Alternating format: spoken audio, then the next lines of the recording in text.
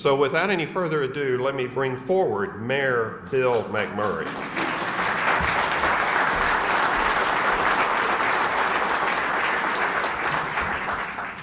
Well, I'd like to thank Pat Dillon for that introduction.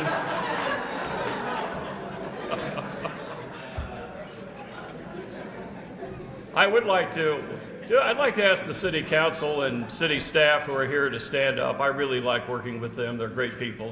Council and staff, would you stand up and let's applaud.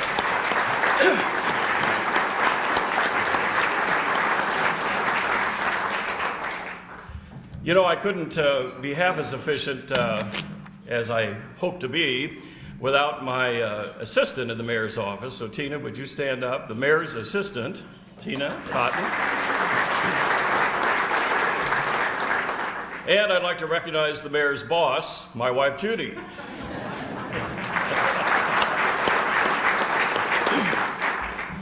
Now, I asked several of you what I should say. I mean, what is the state of the city? And several of you said, just say, the state of the city is good. Are there any questions? But I can't elaborate a little more than that, actually.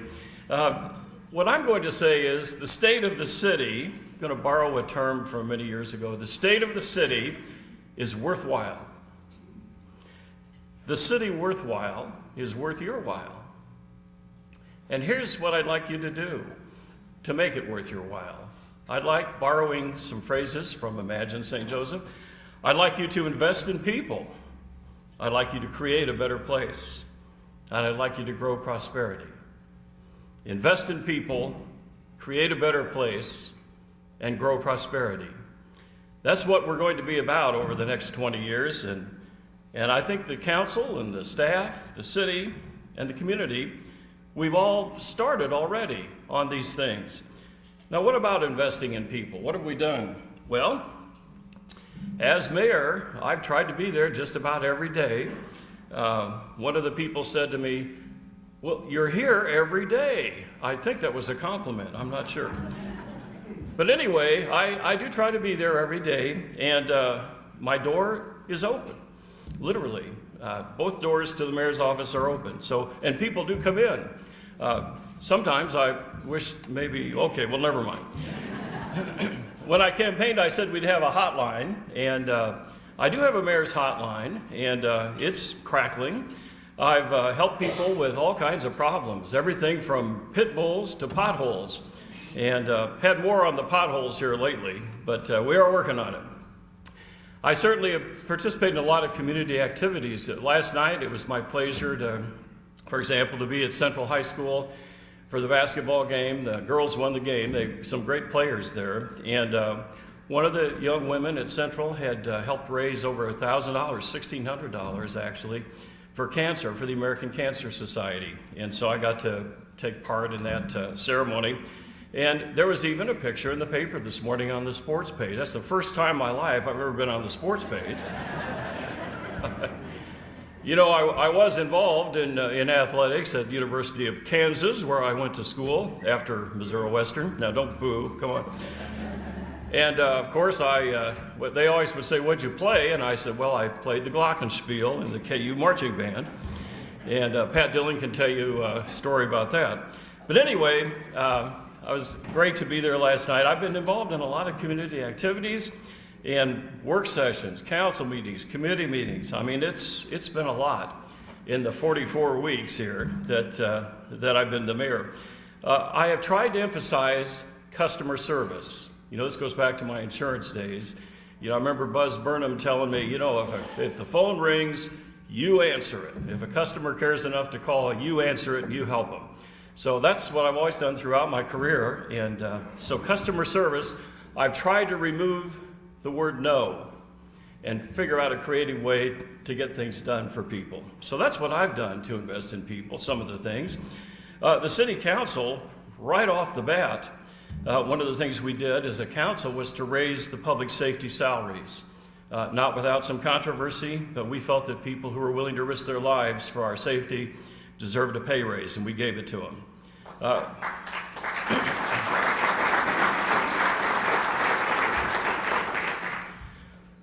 We also, not without controversy, and over a period of several months and involving a lot of people and some compromises, passed the non-discrimination ordinance. And from that ordinance was enacted a Human Rights Commission, which is meeting, so that the rights of all in St. Joseph are protected. Thousands of dollars in our city budget go to social services. Just this week, the council voted on Monday night to approve $377,000 in CDBG funds for 11 social service agencies. So we are absolutely investing in people as a council. As a city, I'm looking at the United Way table here in front of me. I was so pleased that the United Way campaign exceeded its $3 million goal. That deserves an applause. That was fabulous.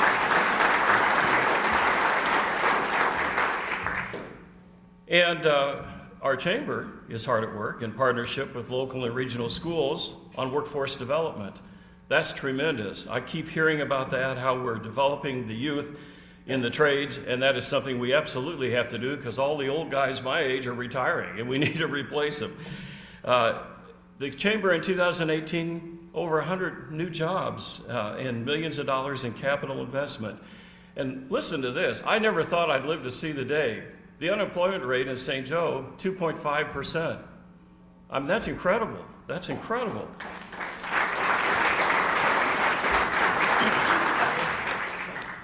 St. Joseph has the third highest average wage in the state of Missouri. That also is incredible. And although this doesn't specifically talk about investing in people, we are the third largest exporter in the state of Missouri. So this is incredible. Our economy in St. Joseph is just great, and this helps people. This invests in people. The second part of the great three is to create a better place. Create a better place. I keep thinking build a better place, but the plan said create a better place. So create a better place it is. And one of the things that came to the fore in the campaign was crime. And I want to say that I am so proud of our St. Joseph, Missouri Police Department. They're one of only a handful, maybe 8 or 10 police departments in the entire state of Missouri that's a state certified department. And due to their diligence and their hard work, 2018 compared to 2017, the Part 1 crimes were down 9%. That deserves a round of applause.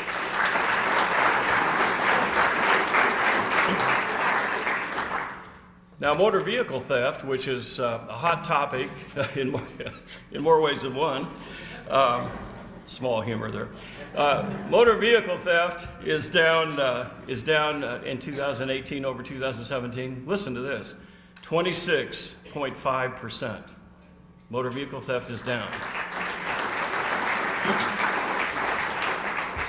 But crime prevention, is not just a police problem. Crime prevention is a community problem, and our community has started, has always actually, but has started doing even more in that area. We have a Blue Ribbon Crime Commission that I'm so pleased that Mike Meyerhofer and Bob Eaton and Tam has also been involved in that, has brought law enforcement and community members together to the table to address this problem. I'm really pleased with the police department's community policing initiatives in our neighborhoods. Coupled with the efforts of our new neighborhood services coordinator, neighborhood associations have been and will continue to be strengthened, and new associations are being formed.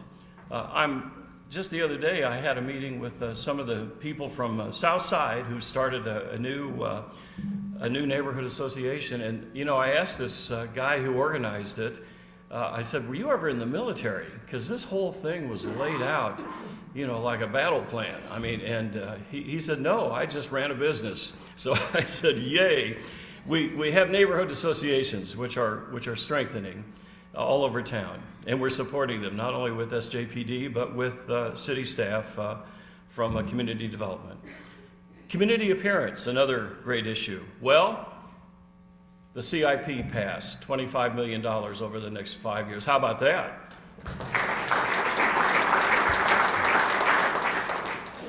Recently, the council approved $100,000 more for vacant structure stabilization and demolition.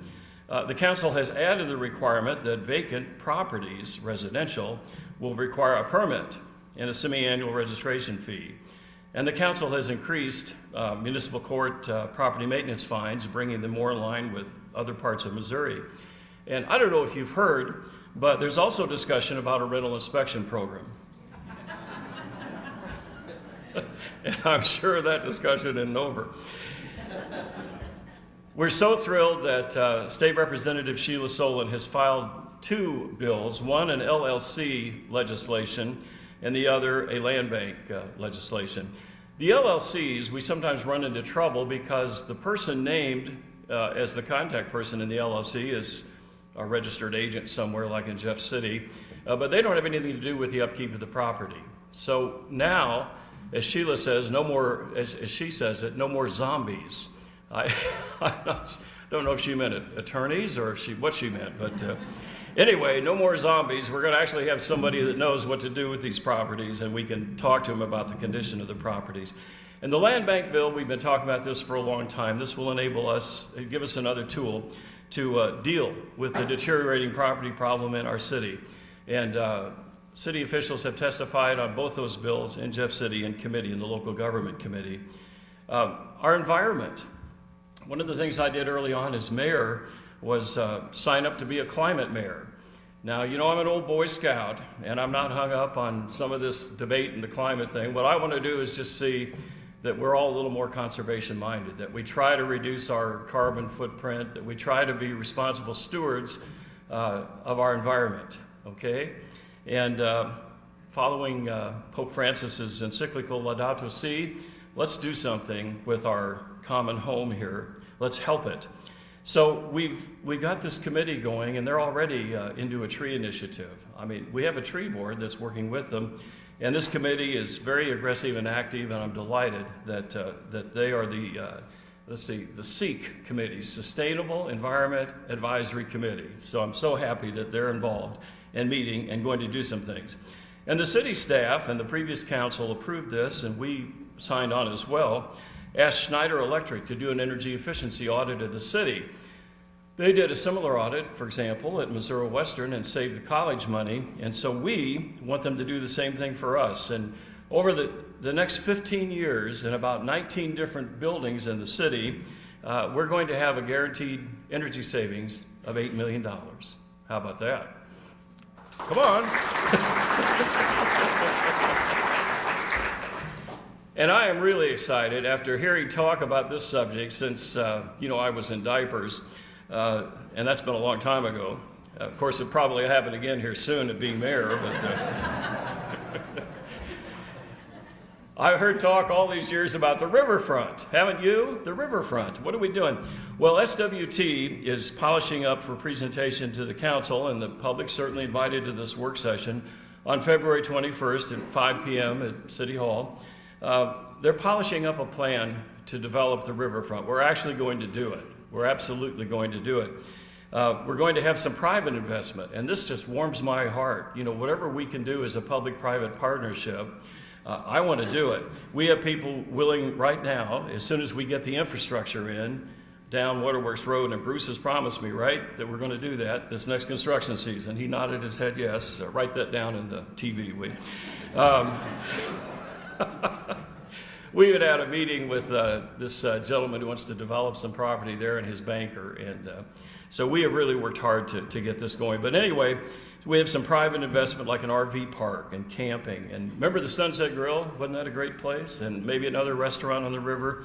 I don't know that I want to name the name, but you might, when you hear this next one, you might remember who this guy is, who's got all these creative ideas and contacts all over the country. He's interested, he owns some property up north in a concert venue and a picnic area. And he's the one who said to me at the National Trails Workshop, McMurray, we've got private investment standing in line. Get the city to invest in the infrastructure. Well, we're going to. Bruce has promised it, and me too. So we're both in trouble if it doesn't happen. All right. So enhancements along the banks of Rubidoux River. And you know, another exciting thing in this concept is we are going to connect Cook Road to Waterworks Road. May not do it next month or next year, but it's going to happen that Cook Road's going to be connected down there to the riverfront.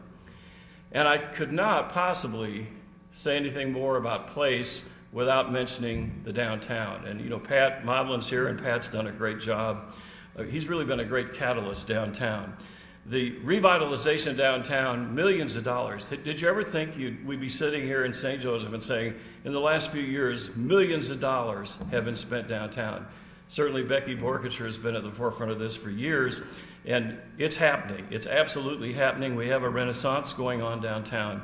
And probably a great symbol of that, for me anyway, was the downtown Christmas experience. How many of you were downtown at Christmas? Saw that? Isn't that incredible? I mean, to me and to a lot of people that I went to school with, we all were talking about it, and they said, this reminds us of downtown when we were kids. It was all lit up, and there were people walking all over the place, and it was just fabulous. So the council supported this also financially, and downtown revitalization is yet another idea that we have going for creating a better place. And then finally, growing prosperity. Just this week, we approved $4.7 million more on streets. Driving out here this morning, I'm sure you would agree with that, right? That was also a kind of a little humor, but I know Glenda Kelly told me that when she was mayor some years ago, her goal was that we'd have no more unpaved streets. Now, can you imagine that? I mean, we actually had dirt roads here in St. Joe back in that, not so long ago. Well, we made a lot of progress, and we have a lot of progress to make. But just to put this in perspective, in the year 2014, in the city budget, it was $2.4 million for streets. Last year, it was $6.4 million for streets. So we are attacking the streets problem, and we're working on it very, very hard, very diligently. And this particular winter, I think the streets department's, their most recent spreadsheet, they've been out like 14 times, because of the weather. And it looks like the 15th time is tonight, maybe. So we've had some weather that's going to make it a little more difficult, but we're up to the challenge. Speaking of streets, one of the first visitors to my office when I was elected mayor was my old insurance buddy, co-worker, Harry Roberts. And Harry said, we've got to connect Corporate Drive. And that's out in the East Town Business Park, connected to that Highway 36 interchange. If we do that, we're going to have some business development there. Well, after a lot of discussion, the council and the county and one of the developers agreed that we would connect this interchange to further spur economic development in eastern St. Joseph. So that's going to happen. That's also going to happen here this next construction season. And I don't know whether or not I'll get this done, but I do intend to call it the Harry Roberts Memorial Highway. I couldn't brag about St. Joe and all the wonderful things going on that are growing prosperity without talking about the 139th Air Wing out at Rosecrans, a major employer. I was just, when I was a kid growing up, as I said, I was an old Boy Scout, and we used to go out and serve coffee and donuts on drill weekend out at the base. And then we got to eat in officer's mess, which really made it worthwhile, I thought. But anyway, my vision of the Guard was kind of like it was, back 50 years ago. Well, today there are like 1,200 full and part-time employees, and there's a $200 million economic impact in St. Joe from the Guard. And there are all kinds of schools and trainings, and just had a chance the other night to have dinner with some of the members of the Israeli Air Force who are here for training. So it's just incredible what's going on there, and they have plans for expansion over the next 10 years. The base moving north, it's already started, and I just can't wait in 10 years to see that air base and what all the development will have occurred by then. As Mayor Faulkner, now Representative Faulkner, used to say, when we need help in St. Joe, we don't dial 911, we dial 139. And I've found that to be true as well. We have approved many pro-business things. The Chutes and Pre-Rena projects, Chapter 100 bonds, the council approved. $21 million of investment in one place for equipment, $22 million in another place. I'm delighted that we're growing prosperity in St. Joseph through tools like that. The council has authorized an agreement and a construction schedule with DNR through the year 2038 to comply with our federal mandate for taking care of our sewer system, but minimizing some of these rate increases that have been so difficult for so many people. Now, what are we dreaming about? You know, without a vision, the people perish. What are we dreaming about in prosperity in St. Joseph here? Well, you know, in the early 1960s, President Kennedy challenged us to land a man on the moon in 10 years. And so I'm going to challenge us. I don't know that we're going to need to land a man on the moon. That's already been done. Maybe a woman now. Okay, no applause from the women in the audience? Okay, a smattering of applause. But I want to challenge St. Joseph to be bold, okay? There are a lot of things that I could see in the next 10 or even 20 years as we work the Imagine St. Joseph plan here. How about another bridge over the river? Anybody like that idea? Nobody likes it. Okay, forget it. We won't do it. There are a few people that like it. I think anybody that left the air show realizes that it might be nice to have another ingress-egress there. Okay. But I think another bridge over the river, especially when we're talking about I-229 and what's the future of that. I mean, maybe there's some creative way we can figure this out to put a bridge. And one of the plans even suggested a pedestrian bridge. So, I mean, if we can't get a big enough bridge for cars, maybe we can at least walk over from Missouri over to Missouri or wherever the boundary is there. Okay. Or we could change the channel of the river. We're thinking of that too. Been done before. How about a state-of-the-art sports complex? You know, we're talking about that. And these are all things that we are talking about. This is not just stuff I made up, and I'm not going to tell you a lot about it because I can't, but I mean, there are things being talked about right now, drawing teams and tourism dollars to St. Joe. Now, here's a project that you may have heard about. Let's do something with Krug Park and make it a concert venue that brings in people from everywhere. Live Nation. Let's get Live Nation involved here. What do you think? If they can do Lollapalooza in Chicago, they can come here to St. Joe and do Rubadoo La Palooza or something. All right. All right. Now, this better get some applause. How about a National Trails Center and Museum here in St. Joe? You know, I remember Judge Conant saying to us once, why is it that St. Joe keeps glorifying the criminal Jesse James? Okay, that's our history. We have, you know, this is where the Pony Express began and Jesse James ended. You know, we talk about all that. But you know, when I attended the Trails Workshop, it flabbergasted me that I didn't know this as I should have. Many of the well, I knew we were a major outfitting point, you know, for the Western expansion. And all of these trails that started here in St. Joe or started here and joined with other trails, you know, we've got more than Independence, and they make a big living on Santa Calagon days. Well, there's no reason why we shouldn't do it too. And a museum would be a part of that. And speaking of the 19th century gold rush, you know, I was talking to Stephen Craig, who told me that thousands of people are leaving California. I guess that's a good idea. I don't know. But you know, all these people went through St. Joe in the 19th century going to California for the gold rush. I think we ought to have a reverse gold rush. I mean, they may not have as much gold out there now. We've got plenty of gold here. I think we should have a reverse gold rush and get these people back home to Missouri where it all started. What do you think?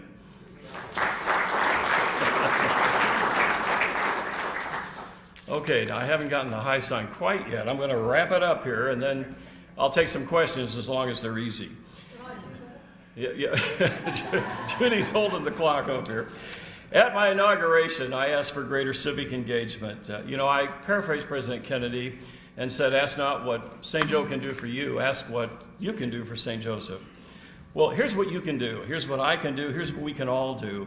As Durant said, paraphrasing Aristotle, you are what you repeatedly do.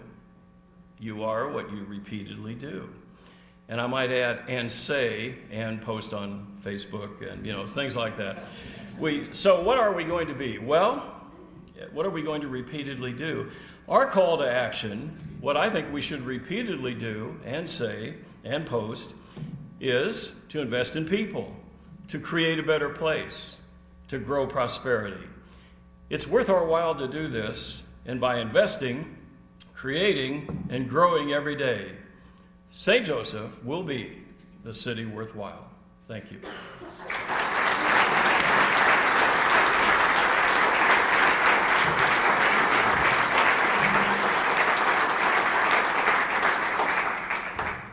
Any questions for the mayor this morning? Here he is. Here's your opportunity. Think about that pothole.